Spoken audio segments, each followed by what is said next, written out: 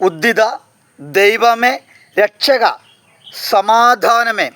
പരിശുദ്ധ മാർപ്പാപ്പ ഇന്ന് ലോക സമാധാനത്തിന് വേണ്ടി ആഹ്വാനം ചെയ്തു. എല്ലാവരും സമാധാനത്തിന് വേണ്ടി പ്രാർത്ഥിക്കുമല്ലോ.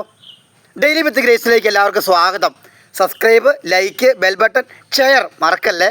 അതായത് ഇന്ന് നാം പറയുന്നത് എല്ലാവരും ഒരു തത്വശാസ്ത്രം മനസ്സിലാക്കുക. ആഗ്രഹിക്കുക, പ്രാർത്ഥിക്കുക, പ്രവർത്തിക്കുക. പല കാര്യങ്ങളും പ്രാർത്ഥിച്ചിട്ടും കിട്ടാതെ വരുമ്പോൾ നിരാശപ്പെടാറുണ്ട്. എന്തുകൊണ്ടാണ് കാരണമെന്ന്. ഒന്ന്, ഒരു പക്ഷേ ആ ആഗ്രഹം സാധിച്ചാൽ ആ നന്മ പൂർത്തീകരിക്കുവാനായിട്ട് ചിലപ്പം ആ വ്യക്തിയിലൂടെ തടസ്സമുണ്ടാകാൻ സാധ്യതയുണ്ട്. രണ്ട്, തങ്ങളുടെ ആ പ്രവർത്തനത്തിലൂടെ തങ്ങളിൽ തന്നെ ഒത്തിരി നന്മകൾ വരാൻ ദൈവം ആഗ്രഹിക്കുന്നു.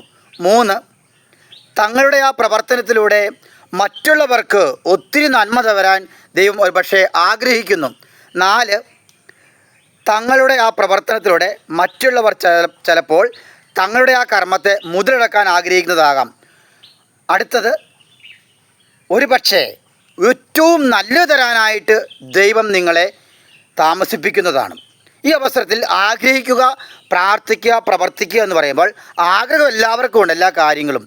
പക്ഷേ പ്രാർത്ഥന എന്ന് പറയുമ്പോൾ ആ കർമ്മം ചെയ്യുന്നതിനാവശ്യമായ വഴിയൊരുക്കുന്നതിന് വേണ്ടി അവൻ മറ്റുള്ളവരിലൂടെ ആ കർമ്മം പൂർത്തീകരിക്കുമ്പോഴാണ് പ്രാർത്ഥനയാക്കി മാറ്റുന്നത്.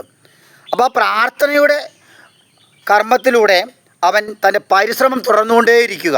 അപ്പോൾ ഈ ഞാൻ പറഞ്ഞ ആദ്യ ചില കാര്യങ്ങളിലൂടെ അവന് തടസ്സമുണ്ടാകുമ്പോൾ ഏത് തരത്തിലുള്ള കാര്യമാണ് സാധിക്കേണ്ടതെന്ന് ദൈവത്തിനറിയാം. എങ്കിലും ദൈവം ആ കാര്യത്തിൽ അവൻ അർഹതപ്പെട്ടതാണെങ്കിൽ മാത്രമേ ചെയ്തു കൊടുക്കാറുള്ളൂ.